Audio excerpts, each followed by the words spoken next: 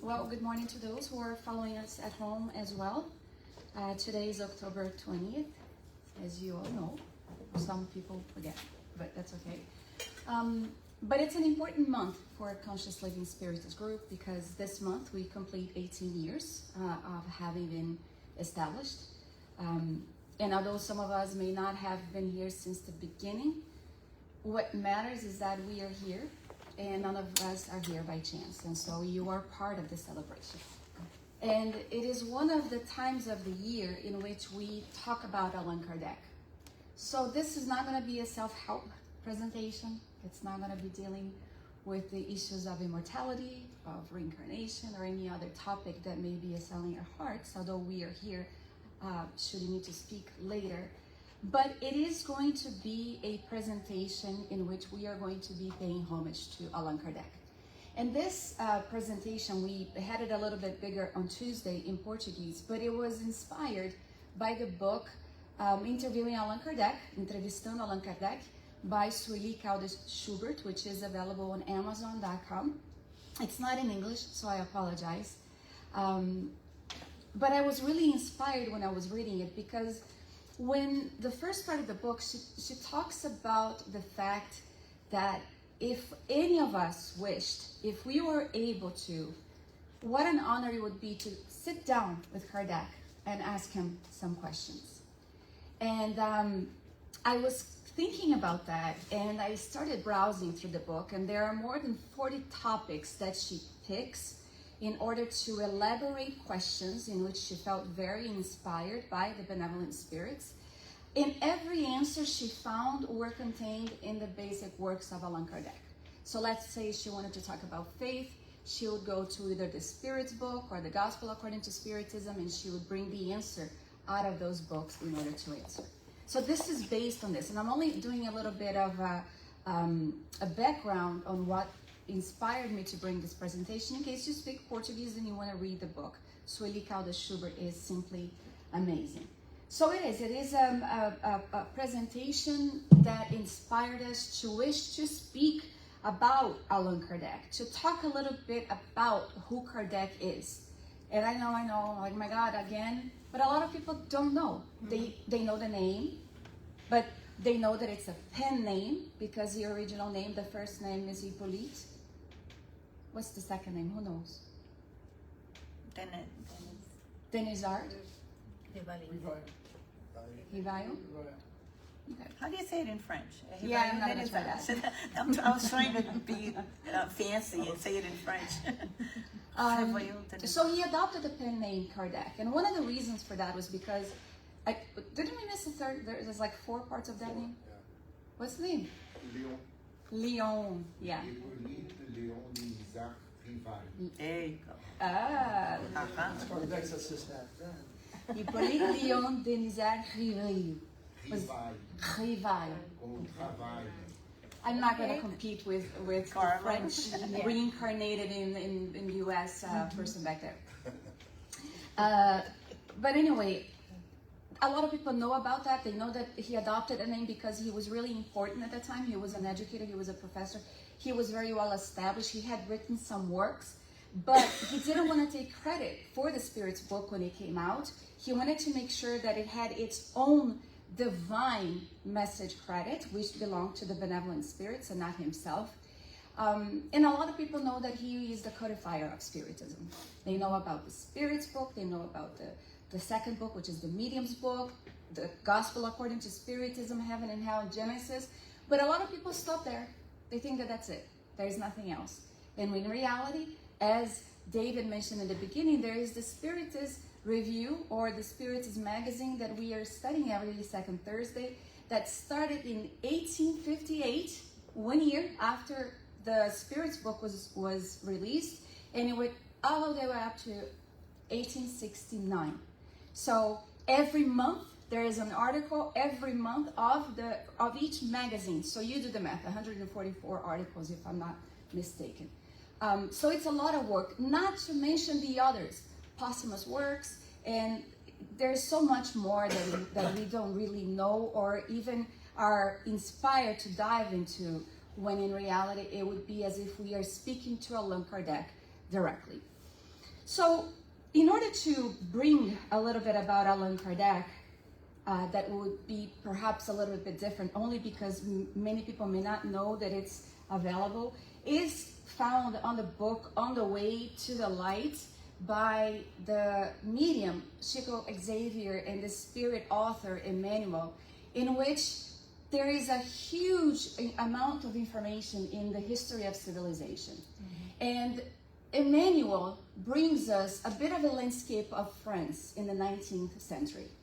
I wasn't there, perhaps some of you were, I know, Carlos perhaps was, but he brings us this information about what happened prior to him reincarnating. And they mentioned the missionary, Napoleon Bonaparte.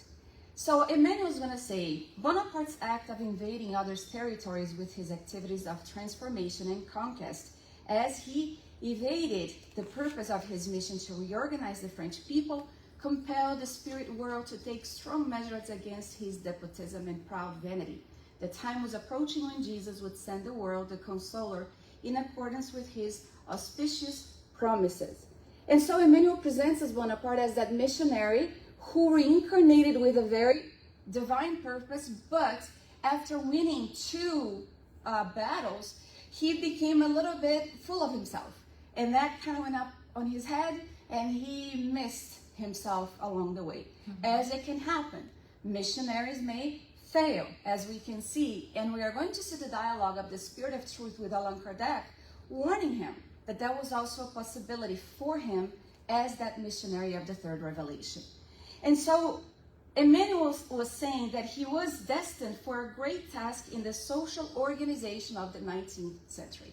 And that's why he says that he evaded the purpose of his mission, because he was betrayed by his own strengths, by his own vices.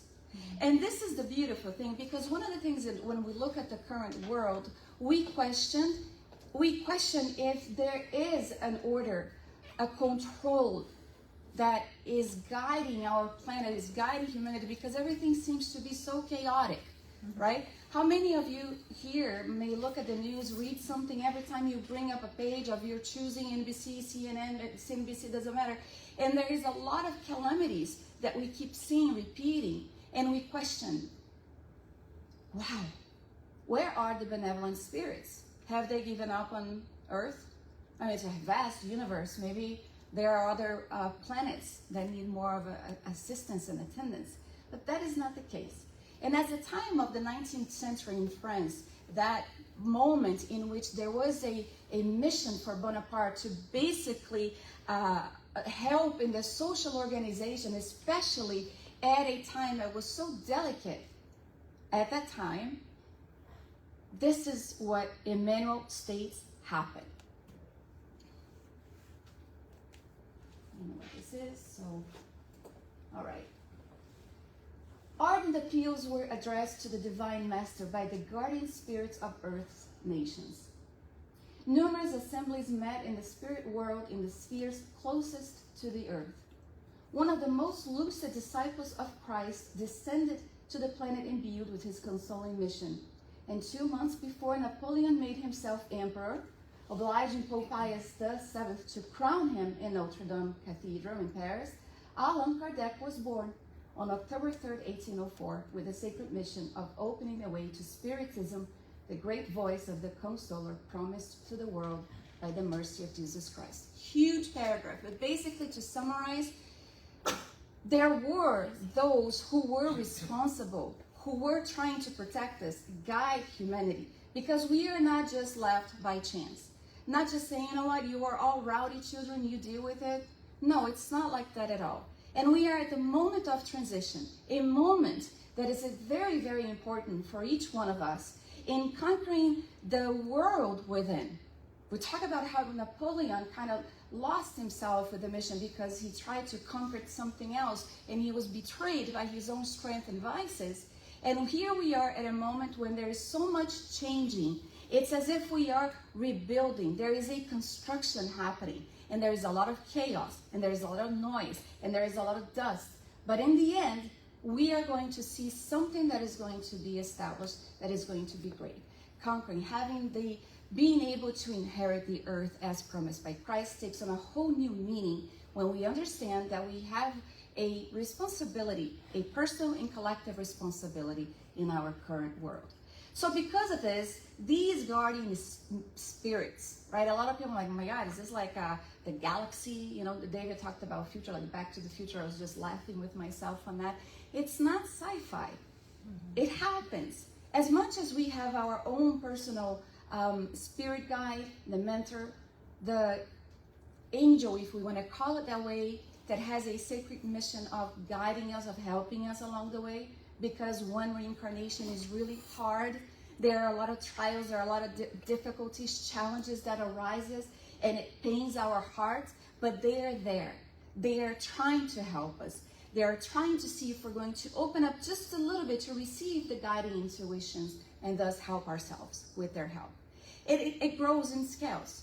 We have our own, then our family has the guardian angel that looks out after the whole family, and it goes up and up and up and up. Let's think about it like a huge business of the good on earth, in which the CEO, the president, the main guy is Jesus. And there are those who operate under him, guiding humanity. And so at that time, in France, in the 19th century, the landscape was really complex.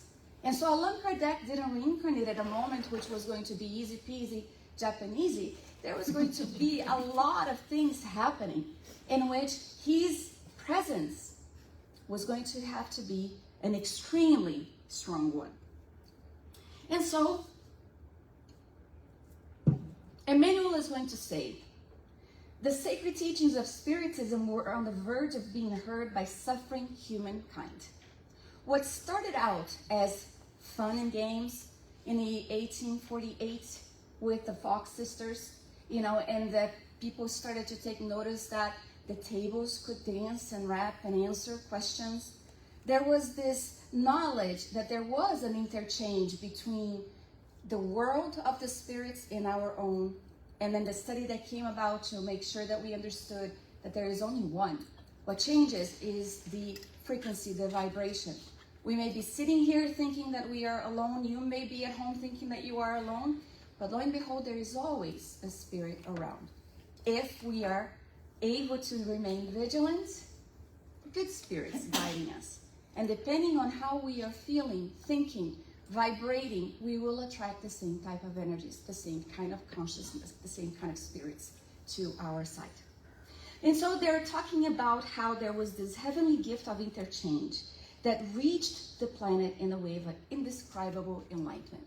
Now, this wasn't too long ago. How many years since the release of the Spirit's book? 1857. Who can tell me? Huh? Sorry, 57, right? 1857? 167. 167. 167 years. It's nothing. It's nothing. If we were in the spirit plane, planning to reincarnate, I mean, I'm 46, so it wasn't long before I was born that the book was released. Of course, there are those that are being born right now that Allan Kardec brings us on Genesis, the new generation, this new cloud of spirits that are reincarnating, that are very intellectually, exactly, that have progressed intellectually a great deal, and that they are actually able to be molded into being good, so they have this propensity to being good. It's going to be up to the parents on how parents, educators, even us as adults, responsible for that new generation and what they're going to be able to do for the benefit of the world. And so 167 years is not a long time. Yeah, it's not. And when we look at our current world, we can say that there's still an extension of that. And so Spiritism arrived, in which Emmanuel is going to say to reestablish the truth. The truth. Spiritism is a third revelation. The first one with Moses, the second one with Jesus, and then Spiritism, 2,000 years later. And as far as its revelation in reestablishing the truth, Emmanuel is going to say that humanity was psychologically ready for transformation. It means that all of us are psychologically ready to transform. to modify, to grow within and flourish and blossom, which is what our present reincarnation is for.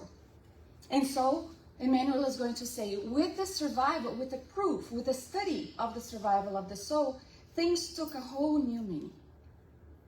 Things changed for a lot of people. And so Allan Kardec came with the sole purpose and mission of rehabilitating the Christianity that church had basically distorted. And we're not talking badly about the church, make it known that we are not offending. It's just a reality if we read the history and seeing what was happening as far as the church was concerned and Christianity was concerned back then. And as far as the truth, reestablishing the truth is concerned, we are going to find Allan Kardec sitting in his office on the 1st of January of 1867. He was thinking about the very first few conversations that he had with the Spirit of Truth. Interesting, right? Mm-hmm. And he's thinking about the last decade since the release of the Spirit's book, 1867, 10 years later. All that had happened in the last 10 years. We could do that. We could sit and reflect about the last 10 years, consider the changes, the difficulties, the transformations, the challenges, the growth, the loves, the hurt, the disappointments, the enchant, all of the things that have built us to make up who we are. My God, 36, if I knew then what I know now, but then it wouldn't make any sense because we grow and we evolve through the experiences that we do have. And so he's thinking about the release of the Spirit's book. He's thinking about the conversation that he had held with the Spirit of Truth. And I just wanted to make a connection here because a lot of people say, why is it that you call Spiritism the promised consoler and the Spirit of Truth? And this is going to be found in the Gospel of John, chapter 14, in which it was written on verses 15 through 17 and then 26. If you love me, keep my commandments. And I will pray to my Father, and he will send you another consoler, so that he may remain with you forever, the Spirit of Truth, whom the world cannot receive because it neither sees him nor knows him. But as for you, you will know him because he will remain with you and will be among you. But the Consoler, who is the Holy Spirit, whom my Father will send in my name, will teach you all things and will enable you to remember everything that I have said to you. So Spiritism comes as that third revelation to console humanity. And symbolically speaking, Joanna de Angelis, the Spirit author who writes through de Valdefranco, will say that Spiritism, symbolically speaking, is Christ walking among us yet again, inviting us towards the changes. Go and don't sin anymore. In stating, go and don't continue acting on that which brought the pain to begin with, whether in this life or previous reincarnations, or your faith has saved you. When he empowers us, when we make a movement that is positive towards changing something that is giving us, providing us, making us feel the way we are feeling right now, as if to say, you are capable of getting out of that situation, the murky waters. You are no longer belonging to the murky waters. You are the flower that has blossomed outside of it. And sometimes we forget that. So Spiritism comes to console us, enlighten us, bring us peace, everything that Christ brought us. And so the Spirit of Truth, he's thinking about the conversation that he had about his mission that happened in Mr. C's home. It's not Carlos, right? Here, Carlos. Mr. C's home, the medium, Miss Aline C, on June 12th of 1856. So prior to the release of the Spirit's book. Let us remember that Kardec was already in his 50s. So it's not like he was a young one, a young man. He was already at an age where he had seen the world. He had become an intellectual man, but he had the qualities that allowed him to become that missionary in which the ardent appeals were sent to Jesus to come and say, hey, friends, the landscape of the world is in need of something. And then he comes and reincarnates on October 3rd to help humanity. And as he was sitting there thinking, he remembered the question that he asked the Spirit of Truth. Now, a lot of people question whether the Spirit of Truth is Jesus or not. It could be Jesus, or it could be the spirits that worked for him, the guidance. But Kardec remembers, he asked the question, he said, "Goodly Spirit, I would like to know what you think about the mission designated to me by a number of other spirits." It's good that we think about this, because in 1856, in 1855, there was no WhatsApp, there was no internet, there were no means of communication that we have today. It was done through different mediums with same questions, and the answers that were received were basically the very same. So it showed this universal knowledge that was coming back.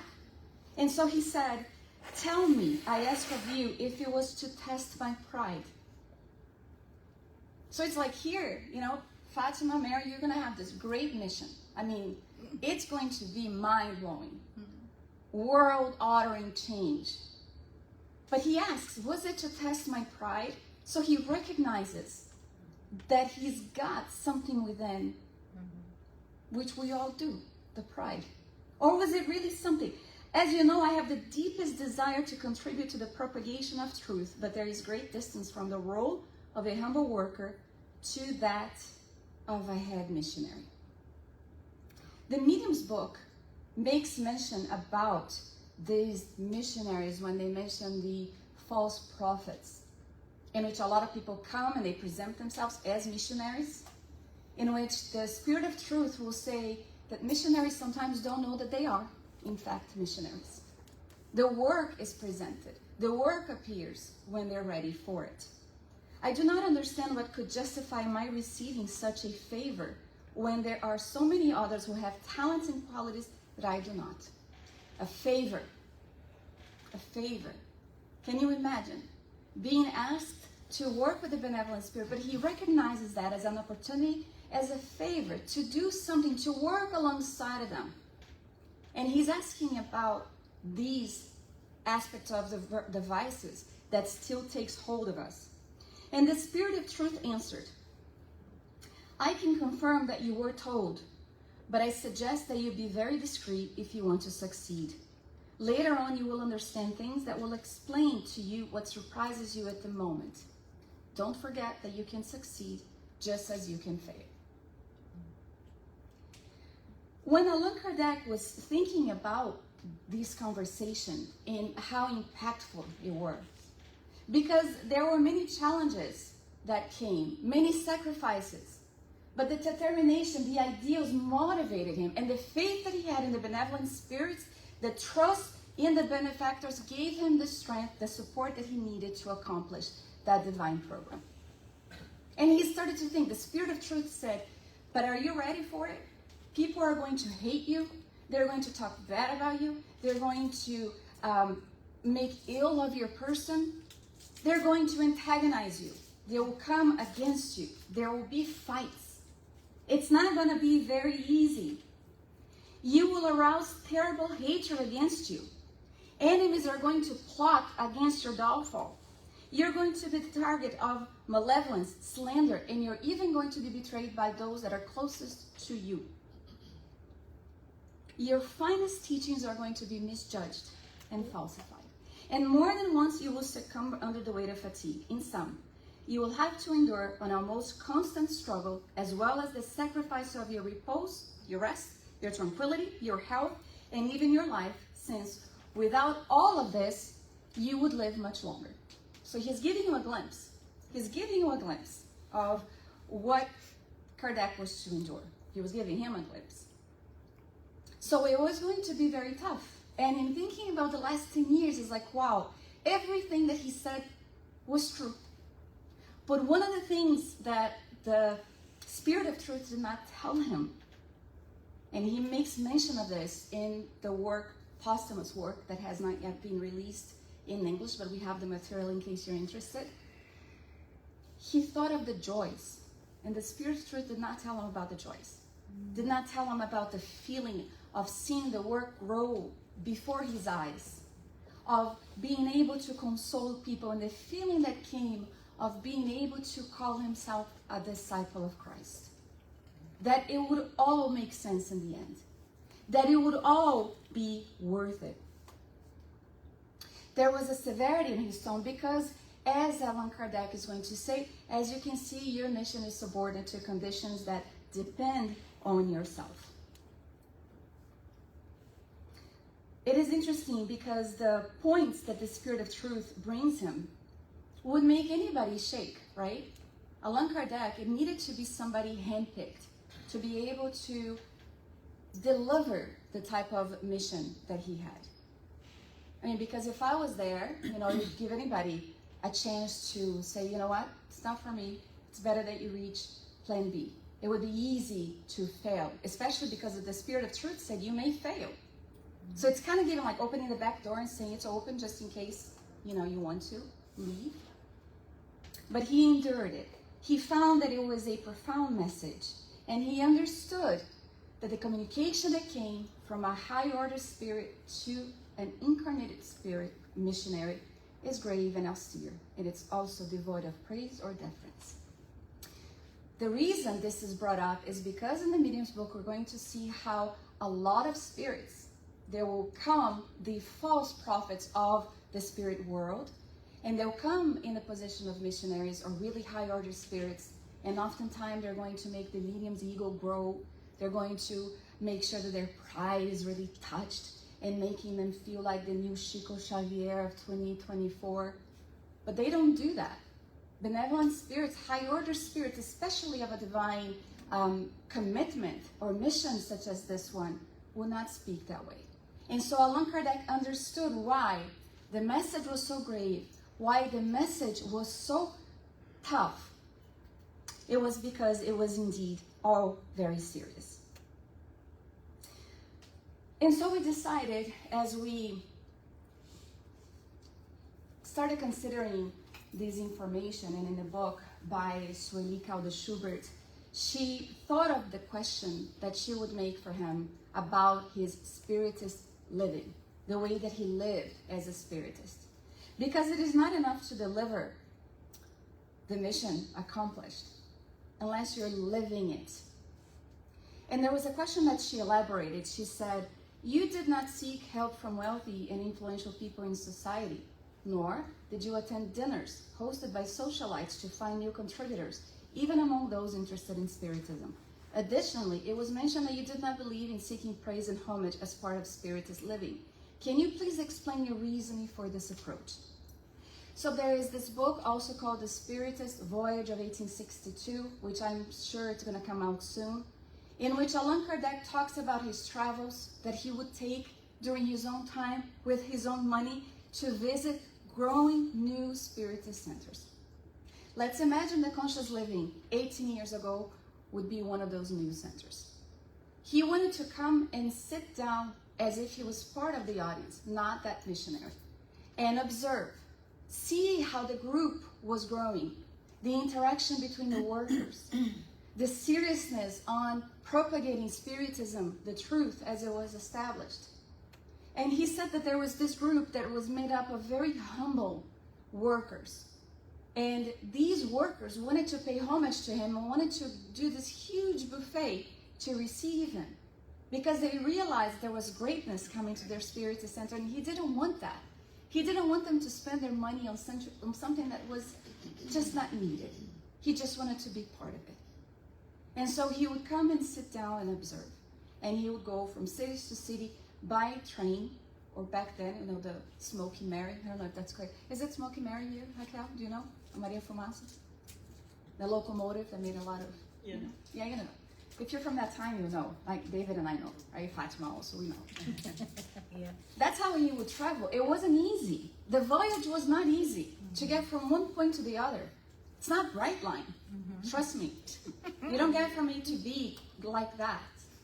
And he would leave his wife so that he would do this. And there beside him was his wife, the sweet Amélie Baudet, Gabrielle Baudet. And she stood beside him, because also Kardec could not have beside him someone who would not understand the mission and be part of it.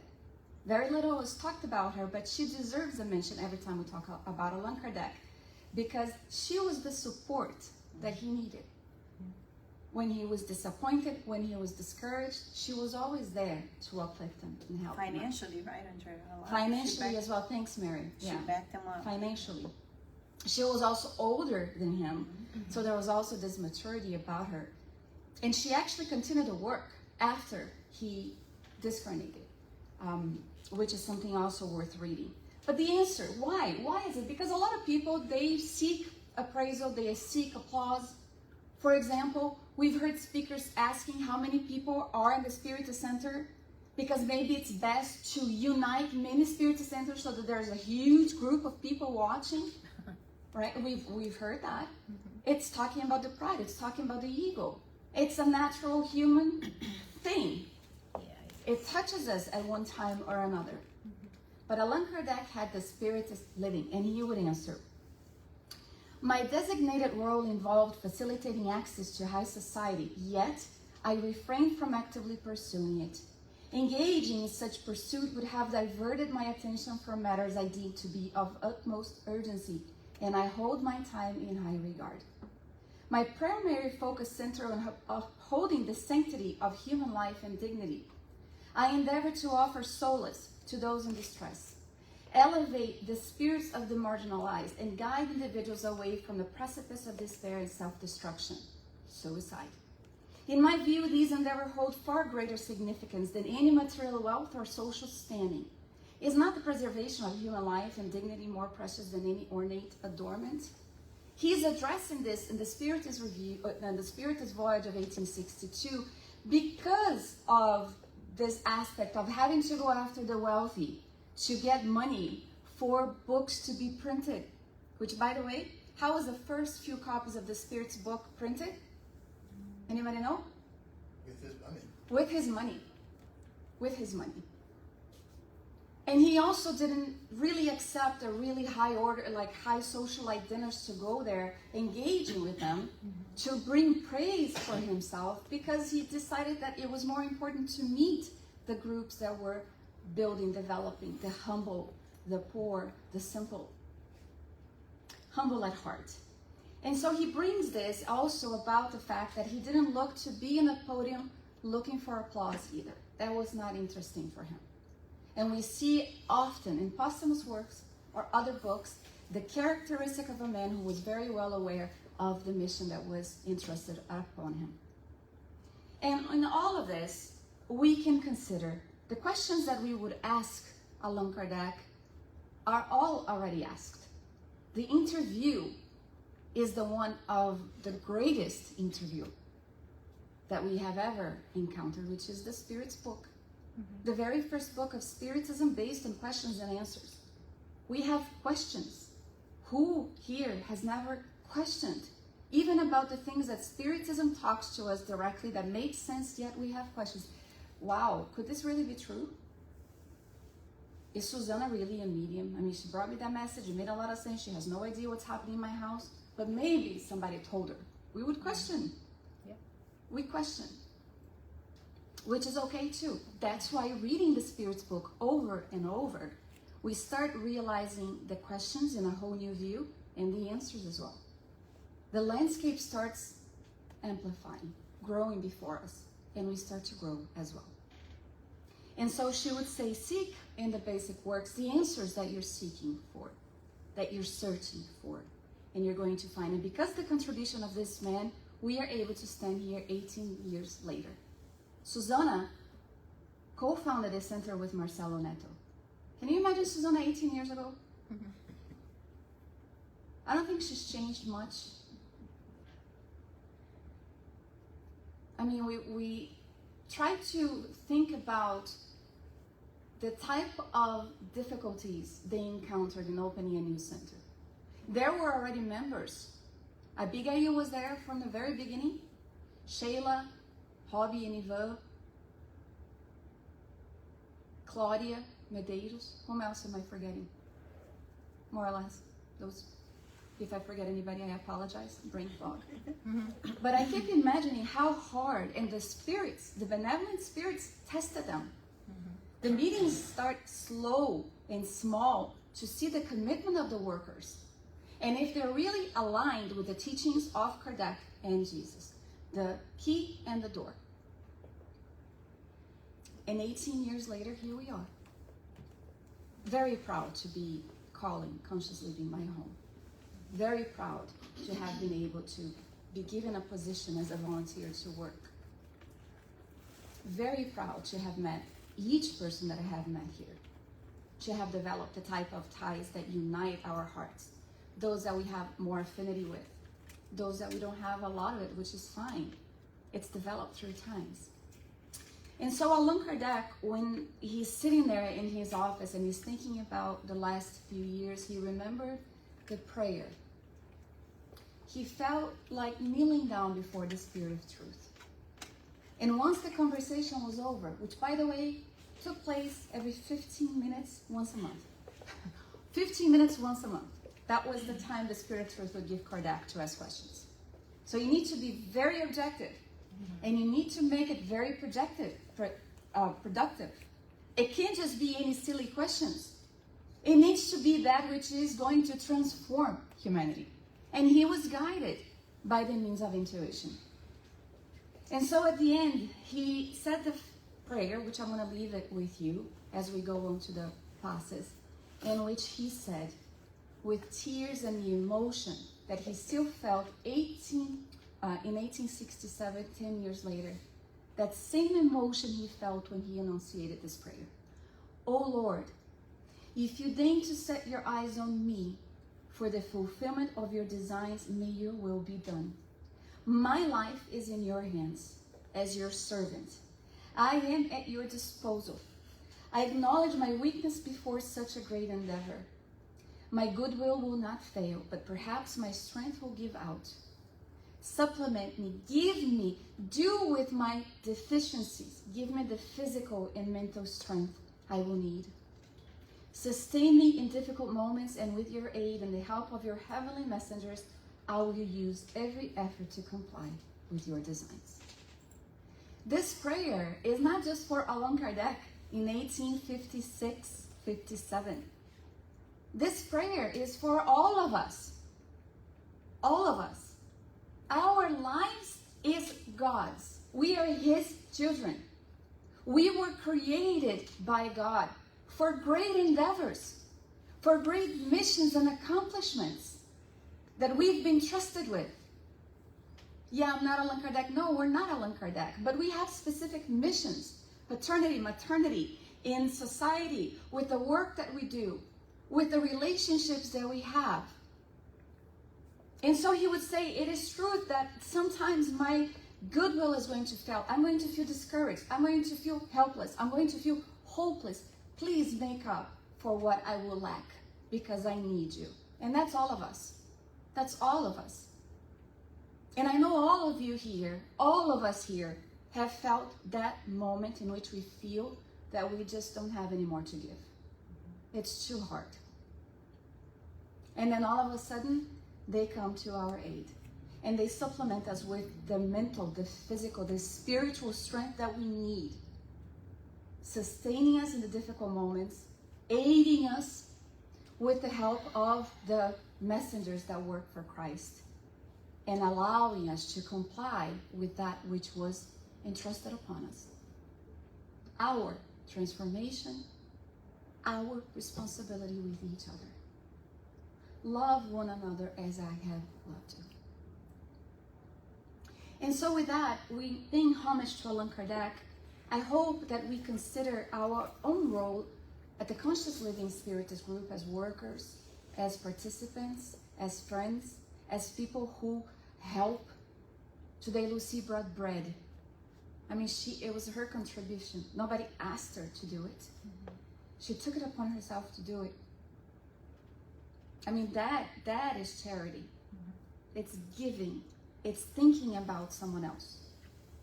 And we are all able to do that. Allan Kardec is the greatest missionary of our time right now. that came to assist us to bring Christ back because he was forgotten, crucified. Spiritism arrived saying, I am no longer crucified. I am walking among you. I have come for you. I left the 99 sheep behind and I came for you who got lost temporarily.